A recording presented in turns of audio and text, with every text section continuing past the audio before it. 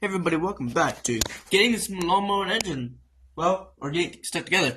We have the engine, we have our chain. That's gonna hit. Might be good for the first little bit. I'm gonna give it a couple test pulls. We have the axle and everything hooked up. Spin, so we're gonna see what happens. Let it warm up a little bit. It's kinda cold outside. Give it a bit of gas.